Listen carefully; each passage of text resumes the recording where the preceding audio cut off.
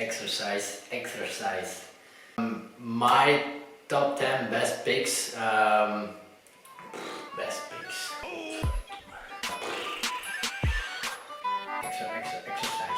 Exercise. Top 10 best exercises for exercises. Top 10 best movements. Hello, welcome to another video. Yes, in English this time. Why in English? Because we can reach out to a much bigger, wider audience, which is good for subscribers and view time. So yeah, in English. What's on today's menu? My top 10 movements for your hip. Your hip is a really strong, stable joint. It's a ball and socket joint, and in comparison with like another ball and socket joint, which is your shoulder, your hip is really stable. It's a really strong joint. It has some big muscles around it with the glute and other kind of muscles, and it's really a really important connection between like your pelvic lower back area and the rest of your lower leg extremity. So yeah, let's get right into it.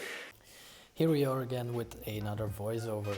The first exercise we do for our hips is a glute ham bridge. Should be a familiar exercise. Try to push your hips as high as you can towards the ceiling and come back down in a controlled manner. There are many different options for this exercise, which I will show in a second. Here is a single leg or a unilateral option for the glute ham bridge. Try to keep your hips as parallel as possible and don't let the side from the leg that is in the air drop towards the ground.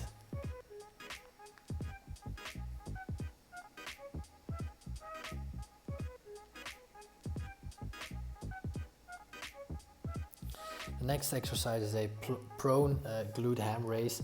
Try to raise your body on a bench or something. This is just for a bigger range of motion. What you do is you really drive towards the ceiling from your hip joints by really contracting your glute muscles and hamstrings.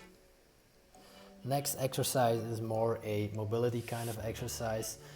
The hip rotation flow, as I would like to call it. What you do is you get your two knees into 90 degrees and then just rotate them towards the other side and come back in the same way. Try to keep your upper body as straight as possible.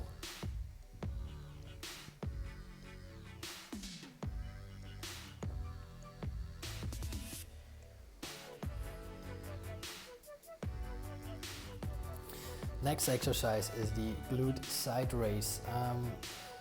You have some different options for this.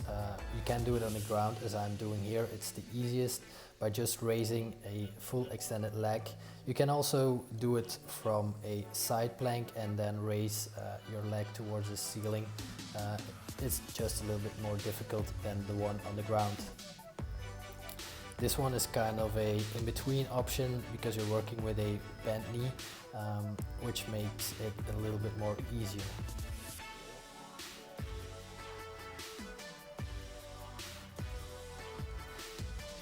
Next exercise is the Copenhagen abduction exercise.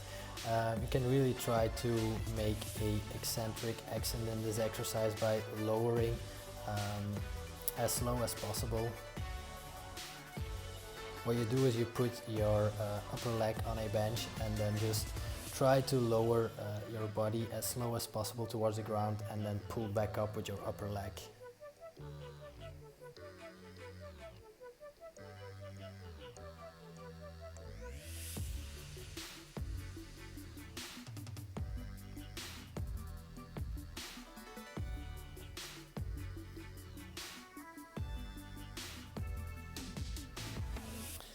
For the next exercise you need a resistance band and we do a hip flexion exercise.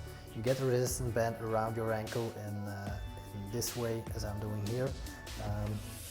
Just support yourself on one leg, keep the knee in a little bend, in a little flexion. Don't fully lock out your supporting knee. And basically what you do is just pulling in your other knee towards your chin.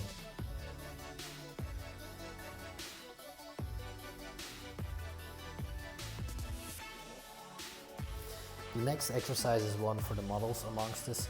What we do is we support ourselves on one leg and basically fall through the supporting hip and then pull back up with the other hip.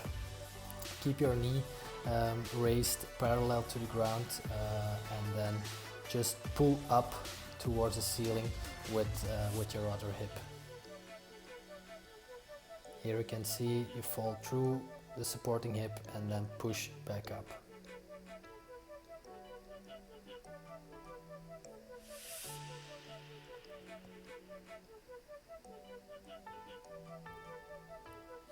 The next exercise is again a adduction exercise for the inside of our upper leg with a resistance band. Nothing really special. You can do it in a squat way as I'm doing here and then fully extend at the top, but you also can stay in a little degree of flexion with your knees.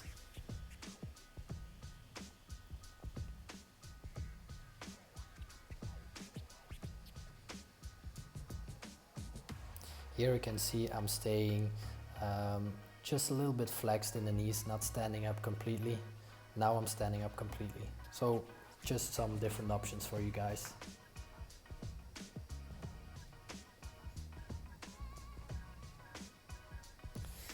Next exercise is a standing glute ham kick towards the back. What you do is you wrap one resistance band around your foot and just really drive through the hip towards the back and a little bit towards the side. This one is I think a really good exercise because you're working the leg that is in the resistance band and you're also balancing with your supporting leg. So a really complete exercise for your hip region this.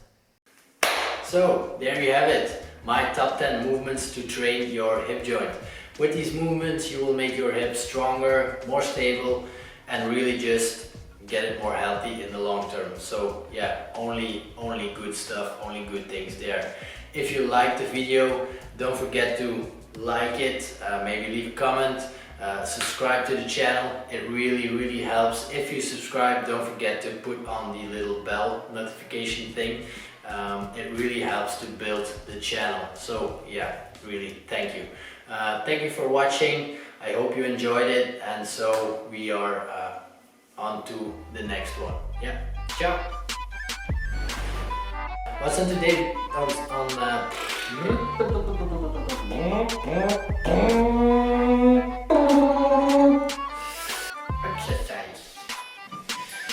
exercise. Hello, and subscribe. Really, if you